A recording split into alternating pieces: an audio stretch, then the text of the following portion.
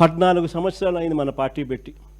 ఈ 14 ఏళ్ల కాలంలో పార్టీ ఇంత బలంగా ఉండడానికి కారణం ఎవరు అని అంటే వైఎస్ఆర్సిపి ఫ్యామిలీ.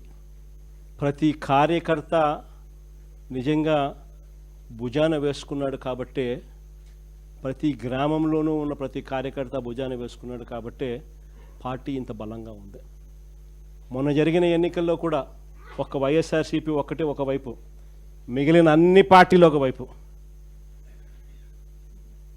అందరూ ఒకవైపు, మనం ఒక్కళ్ళం ఒకవైపు. అయినా 40% ఓట్ షేర్తో గట్టిగా నిలబడ్డాం. నేను ఒకటే చెప్తా ఉన్నా, ఈ స్థాయిలో మనం నిలబడగలిగాము అని అంటే దానికి కారణం కార్యకర్తలు. నేను ఈ గ్రామంలో వైఎస్ఆర్సిపి కార్యకర్తను,